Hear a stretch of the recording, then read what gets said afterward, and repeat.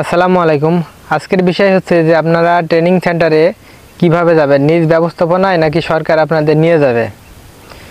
ঘটনা হলো, আপনারা যে ব্যাটালিয়নে ভর্তি হয়েছেন, আপনার ডেট দিবে যদি 19 তারিখে ট্রেনিং হয়, মনে করেন 19 তারিখে আপনার ওই ব্যাটালিয়নে হাজির থাকা লাগবে। যদি ডেট দেয় 19 তারিখ, এখন ওই ব্যাটালিয়নের অধীনে যে কয় জেলা লোকজন ভর্তি হয়েছে সব লোক একত্রে হবে। হওয়ার পরে যার যেখানে ট্রেনিং হবে সেখান থেকে গাড়ি রিজার্ভ করবে, বাস রিজার্ভ করে দেবে। লোক কতজন হয় সেটার উপর নির্ভর করবে। রিজার্ভ করে দেওয়ার পরে আপনারা বলে দেবে যে এত টাকা করে ভাড়া পড়বে, আপনার ওইখানে যেয়ে রেখে আসবে। আপনার তখন ওইখানে যেয়ে গাড়িতে একবারে ঠিক জায়গা মতো নামাই দিয়ে চলে আসবে। মানে আপনার জেলা ভিত্তিক আলাদা করবে না। একটা জেলায় মনে করেন যে কথার কথা চুয়াডাঙ্গাতে যদি লোক নিল, চুয়াডাঙ্গাতে লোক নিল, আশেপাশে 4-5টা জেলা যদি হয়, চুয়াডাঙ্গাতে মাঠ, তো 4-5টা জেলা যে জনগণ আছে সবাই একসাথে হবে। সেখান থেকে আবার কোথায় কোথায় ট্রেনিং দেবে সেই লোকগুলো আলাদা আলাদা করে আলাদাভাবে গাড়ি ঠিক করে ওরা পাঠাই দিবে। এই হচ্ছে আপনাদের যাওয়ার ব্যবস্থা।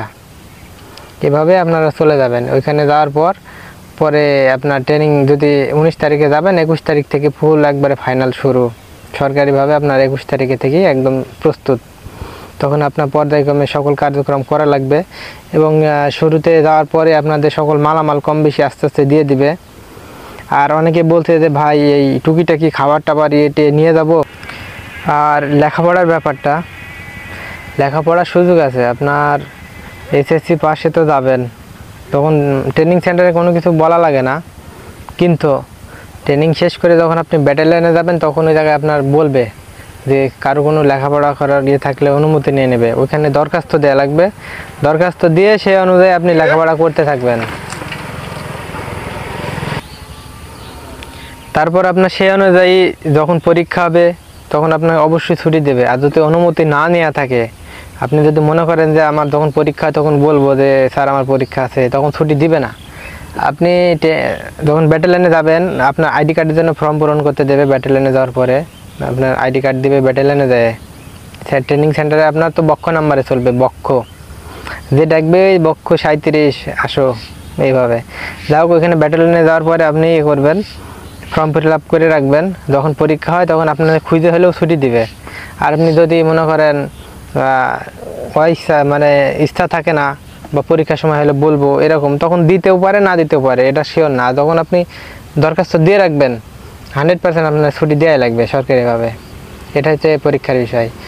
আর এমনি ডিপার্টমেন্টে কোর্স ক্যাডার বা বিভিন্ন অনেক কিছু থাকে আপনার লেখাপড়ার জন্য। হয়তো আমরা অনেকে মনে করি যে শালা লেখাপড়ার ভয়ে চাকরিতে আসলাম, কিন্তু চাকরিতে লেখাপড়া আছে, লেখাপড়া আছে, টুকিটাকি সবসময় থাকবেই। হয়তো এখন পড়লাম মনে থাকলো না, আবার অন্য বিভিন্ন সময় দরকার যখন প্রয়োজন তখন পড়লাম, এরকম। লেখাপড়া যতদিন আপনার চাকরি থাকবে, প্রমোশনের ক্ষেত্রে, বিভিন্ন কোর্স ক্যাডারের ক্ষেত্রে, তখন নতুন করে আবার পড়াশোনা থাকবেই। তবে সেই পড়াশোনা অন্যরকম, আপনার বাহিনী সম্পর্কে, অস্ত্রের সম্পর্কে, দেশ সম্পর্কে, এগুলো গুরুত্বপূর্ণ বিষয় আর কি। তখন আর আপনার ওই সাইড না যে মুখস্থ করা লাগবে। তবে যাই হোক, এগুলো ধারণা থাকা লাগবে। আর যাওয়ার সময় আপনারা সব একসাথে যাবেন, এক জেলার এক এলাকার লোক সবে, এটাই ভালো আছে। একসাথে যাওয়া আসা এটাই ভালো আছে। যখন ছুটি হবে তাও আপনারা একসাথে চলে আসবেন, এক এলাকার লোক। সব মিলে ভালোই আছে যাওয়াটা, বিশেষ করে। আর ট্রেনিং সেন্টারে এত খারাপ লাগবে না, কারণ একত্রে অনেক ছেলেপেলে যখন থাকবেন, একজন আরেকজনের সাথে কথা বলবেন, ভালো লাগবেন, বন্ধুত্ব হবে, দিন চলে যাবে বেশ, আর কিছুই না। যাই হোক, আর কোনো প্রশ্ন থাকলে অবশ্যই জানাবেন, আমি জানানোর চেষ্টা করবো। আর যদি ভিডিও ভালো লাগে শেয়ার করবেন আর আরেকজনের দেখার সুযোগ করে দেবেন। ধন্যবাদ।